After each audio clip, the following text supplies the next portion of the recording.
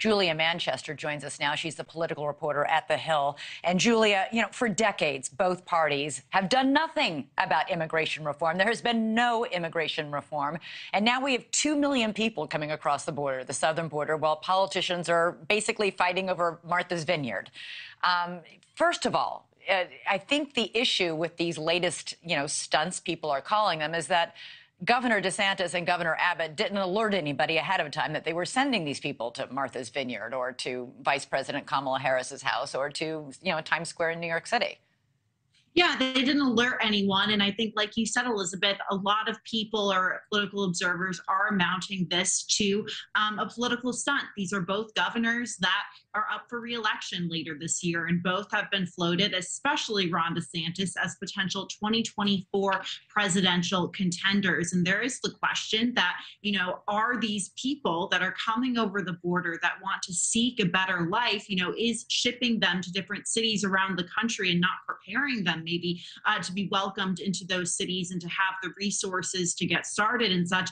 Is that, the best move to do for the sake of your political career? But I would like to, zero in on Ron DeSantis for a second. I think it's a fascinating strategy in Florida because we know that the Florida GOP and DeSantis have done very well with Hispanic voters in the state. We have seen that Hispanic voters in the state have trended Republican for years now. However, I'm curious to see what a lot of these immigrants that have trended Republican in Florida, whether they are Venezuelan or Cuban immigrants, what they think of these migrants being shipped to places like Martha's Vineyard. I'm wondering if that could politically backfire on Ron DeSantis. We'll have to see. But I think the fact that this is all happening in a midterm year is something we can't lose sight of.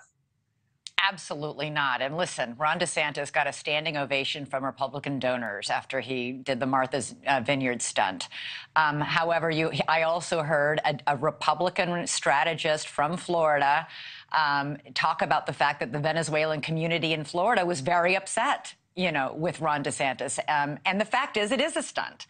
He told the migrants, you're going to go get to a job here in Massachusetts, and didn't alert anybody in Martha's Vineyard that all these people were on their way. And when people talk about, the fact that El Paso and other communities have, in fact, even Biden has bussed people out of these border towns and border states to states and towns and cities in the interior of the country that can better equip, take care of them. But there was a heads up ahead of time.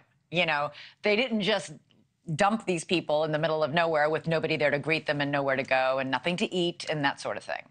No. And it's really, I think, bad for optics. And it gives Democrats really a lot of ammunition to go after someone like Ron DeSantis or Greg Abbott. But, on the other side of this issue, there is the fact that the situation at the southern border is not a great situation. And we know that Republicans and even Democrats in some of these border states, Henry Cuellar in Texas's 28th congressional district, Mark Kelly, who's running for re-election in Arizona, these are Democrats and obviously Republicans who have really raised the alarm about what's happening at the southern border. Maggie Hassan, senator from New Hampshire, has talked quite a bit about that. There clearly is a crisis. It's how we deal with that crisis. And, I think what you see is oh, go ahead. No, exactly. That's exactly right. And the fact of the matter is, when you look at polling, most Americans think Republicans are to be trusted most when it comes to immigration control, whether that's true or false. There's President Biden tried to, give the Border Patrol agents billions more dollars in his budget last month, and the Republican senators from Texas and Florida were against it.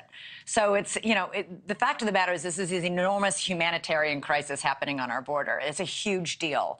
And these states along our border are really, really feeling, the enormous pressure of having to care for these people. And yet it seems at this point it's all devolved into political stunts.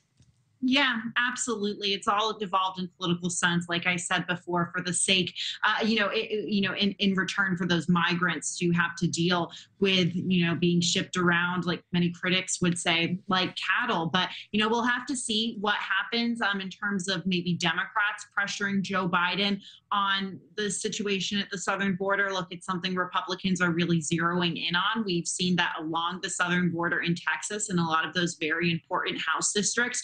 Republicans have actually made gains. We saw that Congresswoman Myra Flores won her congressional district earlier this year, really focusing on the situation at the southern border is definitely part of their messaging. So I think what Democrats need to do is, find a common way, some sort of a strategy with the White House to figure out their messaging on this, and also to figure out a solution, because this is an issue that Democrats are not messaging on this midterm cycle. You're hearing them talk about, abortion, for example, and Roe v. Wade, which is very incredibly important to quite a few voters. But there's also this other issue that's really a hot button topic. Right. And when the vice president says the border is secure and you get numbers like that, it's clear the border is not secure. So the Democratic messaging here leaves something, I think, to be desired. All right, Julia Manchester, thank you so much.